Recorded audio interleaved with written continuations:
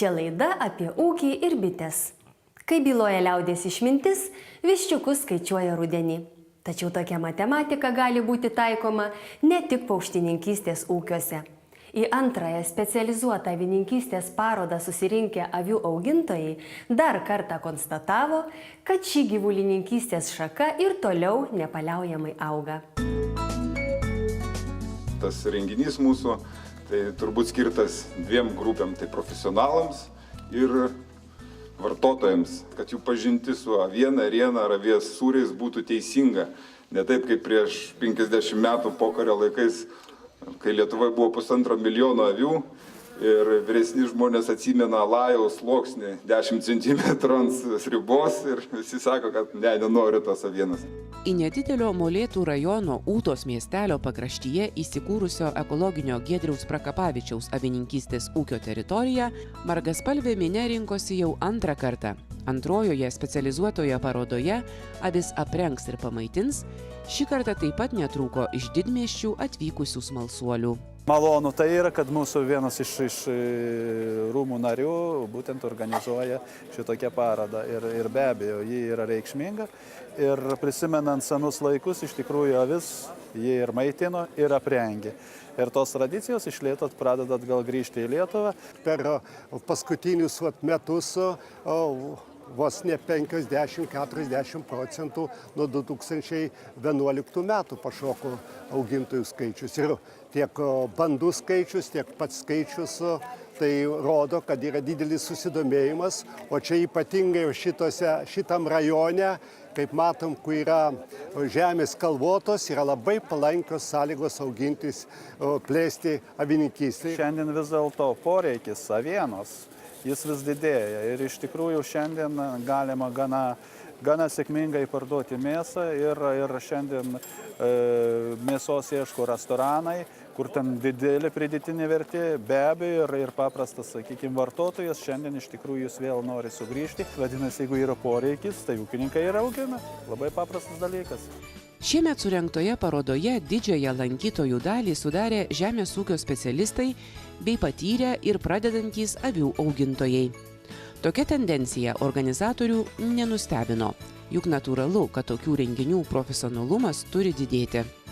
Kol kas avininkystė Lietuvoje tai vis dar iš naujo atrasta perspektyvi gyvulininkystės sritis, kurios populiarumas nepaliaujamai auga, o avių auginimu užsiimti panorusiems ūkininkams reikia ne tik padrąsinimo, bet ir praktinių patarimų. Nuo 2004 metų turbūt visi mažėja, avių daugėja. Tai rodo tam tikrą pagreitį, kas džiugina, bet aišku, ta kiekybė ne visą laiką irgi parodo kokybę, ten galbūt avių yra atsiradusių vos neatsitiktinai pas kažką. Dar kol kas mes galime žiūrėti tos pačius anglus ar prancūzus ar dar ką nors, labai išplėtę akis. Mes, sakykime, siekiam dviejų tikslų. Parodoj, sakykime, tai visų pirma, tai profesionalų lygio pakelimą, kad jų supratimas didėtų ir profesionalumas. O kitas dalykas tai vartotojų ugdymas. Vartotojas tai mūsų klientas, sakykime, kad jisai žinotų, ką perka, žinotų, ką valgo, žinotų, kaip turi atrodyti ir kas turi būti. Tai labai svarbu. Bandant daryti verslą iš avininkystės reikia labai pasverti ir pirmiausia pasikonsultuoti su tais žmonėmis, kurie jau turi 1600, reiškia, ir daugiau. Nes be tokio skaičiaus verslo nesigaus. Yra galimybė pabendrauti su tais augintojais, tai pažiūrėti, nuo ko jie pradėjo, nuo ko vienas, nuo ko kitas, kodėl tas svarbu ar anas. Pati asociacija stengiasi, po truputėlį stengiasi, kad tas avių augintojų žinių lygis kiltų. Tai yra seminarai, bent pora yra šiemet, pernai buvo irgi pora seminarų, kurie vis tiek atveria naujus tokius horizontus. Parama naudingos patirties perdavimui ir su žemės ūkiu susijusios informacijos sklaidai numatyta ir Lietuvos kaimo plėtros 2007–2013 metų programoje. Pagal šios programos priemonę techninė pagalba, tokia parama skiriama per nacionalinį kaimo tinklą ir gali būti naudojama įvairių specializuotų renginių, kurių metu vyksta mokymai bei keičiamasi naudinga informacija organizavimui. Ta parama patirties pasidalinimui per kaimo tinklą, kurie ateina, jinai duoda naudą. Be abejo, jį duoda, nes, sakykime, tos galimybės šiandien yra ne tik pamatyti, ką kaimynas turi artimas, bet iš tikrųjų pasižiūrėti, pervažiuoti toj pačioje Europoje, sakykime, kaip ten yra gyvulininkystė vystoma. Žinios yra svarbiau, nes technika tai dar gali galbūt kažką pasamdyti, kažką nupirkti, gatavą produkciją. Nors aišku, pavyzdžiui, pašarus ruoštis visą laiką yra geriau pačiam savo, bet iš kitos pusės gali ir nupirkti kokybišką kaimyno paruoštą. O žinios, kaip elgtis kiekvienoje savo kasdieniai situacijoje, tai čia yra svarbiausia. Net ir ne pirmus metus avis auginantys ūkininkai šiemet parodoje pasisėmė naudingos patirties. Iš senas avininkystės tradicijas puoselėjančių regionų atvykę specialistai praktikai su Lietuvos ūkininkais dalinosi vertingą informaciją apie avių šėrimą, laikymą, gydymą ir vertinimą. Pas mus gyvulių skaičius yra sąlyginai nedidelis ir didesnė patirtis jau praktinė yra sukaupta vakarų Europos valstybėse, tai labai turtinga ta patirtis. Ir anglai tai turbūt yra numeris 1 avininkystėje, ypač mėsinėje avininkystėje ir šiemet kaip tik vienas žmogus iš Anglijos skaitė seminarą apie šėrimą ėriukų ir avių. Ir antras dalykas tai buvo seminaras svečio iš Prancūzijos, kuris yra gydytojas veterinaras ir kuris gydo gyvulius 30 metų, bet jisai gydo ne mums įprastą mediciną, bet daugiau alternatyviam praktikom. Tai yra homeopatija, fitoterapija ir kitais alternatyviais būdais. Tai tas irgi buvo labai įdomu, iš tikrųjų didelis populiarumas to seminaro ir žmonės pamatė, kad yra ne vien tik tai švirkštų gali pasiekti, bet ir savo žiniom. Man tai labai įdomu ir aš dabar netai pašnekėti su to veterinaru, tai būtent dėl homeopatijos. Aš galvoju, kaip mano, kaip ūkininko, kaip ekologinio ūkio savininko, tai yra ateitis tokia ir aš to siekiu. Tai man yra įdomu. Kam neįdomu šitas rytis, tai tiems ir neįdomu.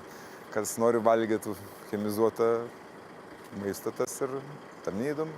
Jisai davė iš vienos pusės tokių, filosofinių pagrindų, išties, kad kaip mes gyvename kartu su gyvuliais savo ūkyje, kaip mes su jais bendraujame ir kokie mūsų santykiai, sąlygos gyvenimo.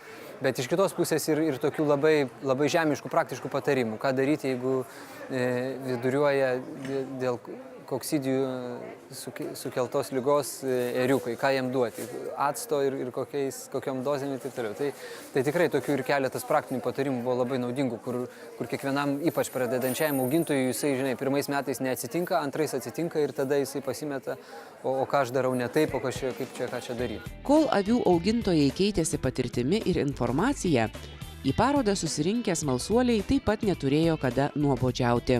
Kas stebėjo, kaip kerpamos avys, o kas tiesiog ragavo avininkystės ūkių produktų arba matavosi iš avių vilnos padarytus gaminius. Šių metų šventės pagrindiniu akcentu tapo pirmą kartą Lietuvoje surengtas veislinių avinų aukcionas, kaitinęs ir profesionalų, ir smalsuolių aistras. 751, 752, 753. Parduota. Rekordas, 19 numeris. Kaip teisininkai sako, precedentas sukurtas. Tai ta prasme, kitais metais jau gal kažkas, lietuviai tokie žmonės, jie nepatyrė, nematė tokių dalykų, jiems turbūt reikia pasižiūrėti iš šono, išdrąsėti ir tada turbūt kitais metais geriau bus. Nes, manau, vis tiek mes tai darysim, tai akcentuosim ir tai turėtų būti aplamai visą laiką rudens avininkystės renginio vinis. Kuo yra naudinga, reiškia, toks aukcionas ir tos paskaitos, sakykime, aukciono metu Vokietijos ekspertas pasakojo, į ką yra atkreipiamas dėmesys, vertinant avinus, į vilną, į eksterjerą, į svorį, kaip greitai jis užaugo. Tai yra, reiškia, mūsų augintojams avių tai buvo labai naudinga. Jie suprato, kad reikia pirkti ne pigiausią avinuką. Visi geriausi veisliniai gyvuliai visame pasaulyje yra parduodami aukcionuose ir jie yra parduodami, aišku, už pakankamai aukštą kainą.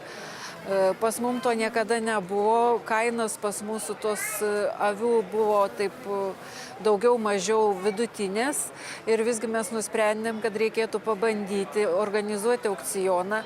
Aukcionuose kas yra svarbu? Ne tik aukcionas nustato tikrą realią kainą atskirų avių, atskirų veislių, bet vyksta kvalifikuotas keitimasis avinais. Tai yra avys atsinaujina, nes aukcione žmogus, kuris nesupranta visų kriterijų, jis gali nusipirkti aviną pagal vietą, kurį užėmė, sakykime. Jeigu avinas jau pagal sufolkus užėmė pirmą vietą, tai reiškia, jis jau yra geras ir jis gali jau žmogus varžytis, norėdamas turėti gerą bandą, pas save gerą aviną. Aš manau, kažkur čia šiandien turėtų būti ir atstovai iš Baltarusijos. Tai vat vienas iš tų potencialų, kad šiandien iš tikrųjų mes turim. Ir ar tu mėsai parduosi ar veisliai, tai yra skirtingi dalykai. Jeigu nėra rinkos, ūkininkui vėl iškyla klausimas, kas aš paauginsiu, kur aš įdėsiu. Tai vėl, ir jeigu, kai sakant, jis ruošia kaip veislinį gyvulį, tas veislinis gyvulys nuėjo tik mėsai, šiek tiek ir gaila. Geras avinas ar veislinė banda, ar pramoninė banda, jisai yra būtinas. Avytės gali būti geresnės, prastesnės, bet avinas iš tikrųjų labai daug bandoj duoda. Šiemet aukcione daugiausiai dėmesio sulaukė ir aistrų sukėlė Lakaune veislės avinai. O kokios veislės bus geidžiamiausios kitais metais, kol kas sunku prognozuoti. Savo tradicijas pradedanti formuoti avių augintojų šventė puikus įrodymas, kad avininkystė Lietuvoje ir toliau ketina išlikti sparčiausiai augančią gyvulininkystės šaka. Reta, kuri Lietuvoje esanti asociacija galėtų pasidžiaugti tokiais renginiais. Aš ne dėl to, kad sakyčiau, kad čia avininkai labai, labai geri, bet iš tikrųjų jaučiasi tam tikros bendruomenės formavimasis ir tai džiugina. Ir aš to linkiu visiems, kas savo kažkokią veiklelę užsiema, bendruomenės. Tikėtina, kad jau tradicinė tampanti paroda gausų ūkininkų ir smalsuolių būrį sukvies ir kitą rudenį. O šiemet įvykęs pirmasis veislinių avinų aukcionas po metų kur kas labiau kaitins besivaržančiųjų aistras. O po reklamos pratęsime viešnagę Ūtos kaime ir aplankysime moderniausią avininkystės ūkio pieninę Lietuvoje.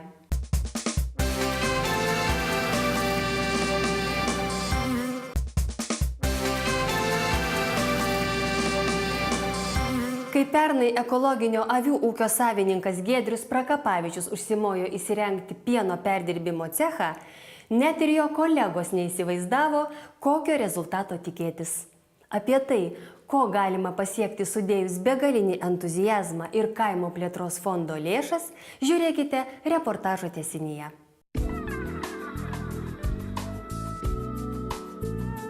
Kai prieš metus porą šimtų pieninių Lakaune veislės avių įsigijęs Molėtų rajone ūkininkaujantis Giedrius Prakapavičius pasakojo apie savo planus šiuose patalpose įrengti šiuolaikinę technologinę įrangą aprūpintą pieno perdirbimo cechą, buvo sunku patikėti, kad bus galima išvysti štai tokį vaizdą. Susižavėjimo neslėpė ne tik avių pieno sūrius gaminantys Giedriaus kolegos. Apsilankęs tokioje pieninėje, matyti neturėtų ko prikišti net ir didelės pieno perdirbimo įmonės specialistas. Mes galim perdirbti toną pieno ir mes taip ir registruojamės iki, bet dabar, kadangi yra melžiamas tik 100 avių, tai mes į savaitę perdirbam kokius 600 litrų. Taip ir įsivaizdavot, kad taip ir bus pačioj pradžioje? Taip, o kaip kitaip? Fantazija turi būti žmogui, jeigu nėra fantazijos, tai blogai tada. Sveikinu iš vienos pusės, iš kitos linkiu stiprybės, nes tai yra didelis iššūkis ir kiekvieną dieną reikia tvarkytis. Jeigu padarai klaidą, tai pasiekmes yra netokios kaip kad pas mūsų ūkyje, tai tikrai yra šiandien pasiekmes rimtesnės, dėl to ir atsakomybė žymiai didesnė. Bet man gražu, džiugu, iš tikrųjų. Šitokia pieninė tai yra galima parodyti kaip aukščiausių standartų techninė prasme. O pačiam pamačius apie kažką tokio minčių nekyla? Mano užmojai kur kas mažesni yra. Aš tikrai daugiau energijos skiriu galbūt kitų žmonių motyvavimui, bet aš apie Giedriaus energiją net nekalbu, pas jos iš vis yra daugiau. Ar yra tokia pieninė pas savininkus Lietuvoje kur nors? Man klausimą tokia davęs. Nežinau, nėra. Garantuotai, kad nėra. Na, iš tikrųjų, mažai kas investuoja į šitą sritį, nes jinai yra brangi, jinai yra daug žmogiškų resursų reikalaujantis sritis, kadangi melžt, daryt, čia jau esi žmogus pririštas ir viskas. Ir nelabai nori šiuolaikinis žmogus tą daryti. Geriau grūdus pasėti, nupjauti ir išvažiuoti, pailsėti, kad... Mintis įsirengti būtent tokį visus šiuolaikinius technologinius reikalavimus atitinkantį cechą ūkininkui kilo pernai. Kaip tik tuomet buvo nuspręsta Lietuvos kaimo plėtros 2007-2013 metų programoje numatytą paramą žemės ūkio valdų modernizavimui skirti būtent tiems ūkiams, kurie ketino patys perdirbti savo ūkiuose gautą žaliavinį pieną. Jeigu mes nebūtume paramos gavę, aišku, būtume už savo lėšas darę, būtų viskas žymiai kukliau ir žymiai mažiau, nes aišku, be dalies įrangos galima išsiversti ir gaminti sūrį be problemų. Bet kai turi įrangą, tu gali kokybiškiau, geriau, teisingiau atlikti. Na, ta prasme, tai yra pliusas tikrai. Ir iš karto turi tą įrangą, nebereikia nieko tau galvoti, su kuo prispausti, arba kur įkišti tą sūrį, ar kaip jį nuvarvinti, ar ventiliuoti, ar atšaldyti, ar vėdinti. Nu, gerai parama. Sveikintinas dalykas, kadangi avininkystė tai buvo tokiam mėgėjiškam lygyje. 10-20 avių, dažniausiai melžiama rankomis, daromi paprasti sūriai, užtenka paprasto leidimo, paprastos nedidelės sūrinės, kad galėtum užsiimti šitą veiklą. O čia jau yra turbūt tarpinė grandis tarp to paprasto natūrinio ūkio ir pramonės. Pareiškėjai siekiantys gauti paramą pagal kaimo plėtros programos priemonės Žemės ūkio valdų modernizavimas antrąją veiklos sritį savo investiciniuose projektuose galėjo numatyti naujos pieno gamybos, apdorojimo, perdirbimo ir tiekimo rinkai įrangos ir technologinių įrenginių įsigijimą. Prie finansuojamų galėjo būti priskirtos taip pat statybos ir rekonstrukcijos išlaidos. Taip pat galėjo būti remiama gamybinių pastatų ar statinių statyba ir rekonstrukcija, naujų statybinių medžiagų įsigijimas, infrastruktūra valdoje, jei ji susijusi su pieno perdirbimu. Pienas atvažiuoja su priekaba, kurioje įrengta yra talpa, ir per šitą langą šlanga yra įpapilamas į sūrio gamintuvą. Tada yra dedami raugai, paskui fermentai. Kai jisai susitraukia tas pienas, tada yra supjaustoma masė. Čia išeina visa sūrio masė su grūdeliais ir su išrūgom. Tada dalis išrūgų pasitraukia iš šono arba per šitą sietą ir kita yra prispaudžiama su metaliniam tokiam plokštėm. Tada išleidžiamos yra išrūgos ir išrūgos supilamos atgal į katilą gaminti rikotas sūris. Pirminė sūrio masė sūrinėje sudedama į formas ir paras legiama specialiu presu. Vėliau švieži sūriai priklausomai nuo pasirinktos technologijos įtrinami druska arba išmirkomi druskos tirpale ir sudedami brandinimo patalpoje. Kol kas savo gaminamam fermentiniam sūriui Giedrius pavadinimo dar nesugalvojo. Tačiau neatmeta galimybės pavadinti jį Ūtos vardu. Ką gali žinoti, gal kada nors čia gaminamų avių pieno sūrių gamybos vieta bus pripažinta visos Europos mastu. Tai pelėsiukas yra natūralus. Esmė ir yra tą produktą gaminti kuo mažiau, ta prasme, žmogui kišantis į... Kiek laiko jisai čia toks bus dabar bręs? Šiaip jisai 2 mėnesius turėtų būti brandinamas. Ir paskui gali net iki 3 metų. Tai yra puskietis sūris, jisai gali būti iki 3 metų. Jisai bręsta, tvirtėja, ryškėja skonis ir... Tai va čia jisai toksai natūralus. Čia va nuo sūrmaišių dar įspaudai likę. Giedriaus ūkyje iš avių pieno dabar gaminami 2 rūšių puskiečiai fermentiniai sūriai, minkšti ir tepami nebrandinti sūreliai, avių pieno jogurtai. Kol kas pieno ceche šeimininkauja pats Giedrius ir jo žmona Birutė. O aptarnauti specialiai avims pritaikytą melžimo įrangą padeda vyresnioji dukra Monika. Kuo skiriasi avies sūris nuo kitų sūrių? Pirmas dalykas, tai jisai daug riebesnis ir daugiau baltymų turi. Tai, sakykime, jo skonis, reiškia, yra ryškesnis. Kitas dalykas, sakykime, avies pienas mažiausiai alergizuojantis pienas iš visų paimti. Jeigu 100 žmonių paimti alergiškų karvės pienui, tai kokie, jeigu jiem duotų ožkos pieną, tai kokių 40 negalėtų ožkos gerti ir vartoti pieną. Ir tik kokie 7 avies pienas. Mažiausiai alergizuojantis pienas iš tokių naminių gyvūnų, sakykime, yra. Nors pati avininkystė Lietuvoje turi senas tradicijas, o beišnykstanti buvo tik dėl okupacinės valdžios politikos, pieninių avių mūsuose neaugino ir tarpukariu. Tačiau pažiūrėjus, kaip pirkėjai tiesiog šlavė Prakapavičių pagamintus ir kitų ūkininkų į parodą atvežtus avių pieno produktus, galima nebejoti, kad gurmanų netrūks ir ateityje. O konkurencijos nebijot? Nežinau, kas tas yra konkurencija. Tai padaryti yra tikrai brangu. Ir ta prasme, ne kiekvienas turbūt ryštasi ir drįsta investuoti tiek pinigų ir dar savo laiko. Nes kaip vienas mano kolega klausė, sako, kokia savikaina tavo sūrio, sakau, jeigu aš pagal savikainą pardavinėčiau tą sūrį, tai turbūt nieks neįpirktų tą sūrį. Tų produktų yra labai mažai. Avienos taip, ten nuolatos auga tas vartojimas ir ėrienos. Bet sūrių, jų yra tiek mažai, kad mes negalim sakyti, ar jie populiarėja ar nepopuliarėja. Atsiranda vienas ūkelis, ten pagamina kažkiek to sūrio ir jis randa savo valgytoją, kuris nuperka ir viskas. Bet kas tikrai didėja, tai žinomumas. Žmonės žino, ko, pavyzdžiui, daug kas seniau nežinojo, kad iš avių pieno gaminamas sūris. Ir tai avis gali būti melžiamos, ar ne? Daug žmonių nežinojo. Dabar vis daugiau ir daugiau žino. Aš galvoju, kad mums gaunasi. Bet ar viskas, tai gyvenimas parodys, nes čia tokia sfera, kur gali sūris po 2 mėnesių, pavyzdžiui, ir išsipučia, pavyzdžiui, sūris. Ir neišėja. Tai taip, kad čia šiandien dienai viską pasakyti, kad viskas pasisekė, tai dar negali. Ekologiniame avininkystės ūkyje dabar šeimininkaujantis Giedrius į kaimą atsikraustė iš Jonavos. Pardavęs verslus ir įsigijęs kelias apleistas fermas, ilgainiui kaimiško gyvenimo privalumais jis įtikino ir savo šeimą. Iš pradžių apie ūkininkavimą net nenorėjusi girdėti Giedriaus žmona, dabar nei už ką nebegrįžtų į miestą.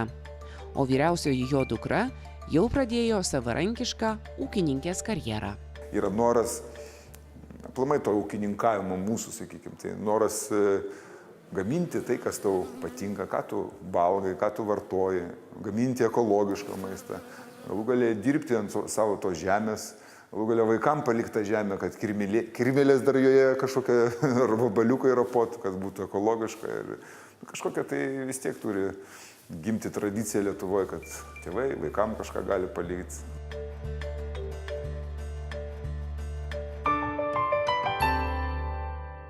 Sakoma, kad norint pagaminti iš tiesų gerą fermentinį sūrį, vien tik geros įrangos nepakanka. O tikras skonis gimsta, kai persipina kruopštumas, patirtis ir meilė darbui.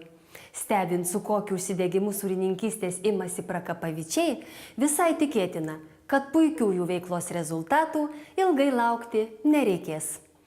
Tiek paruošėme šiam rytui. Susitiksime lygiai po savaitės, sekmadienį 9:30 per LNK. O laidos kartojimo, kaip visada, ieškokite lnk.lt video galerijoje LNK Go. Likite sveiki. Europa investuoja į kaimo vietovės. Projektą remia Europos žemės ūkio fondas kaimo plėtrai ir Lietuvos Respublikos žemės ūkio ministerija.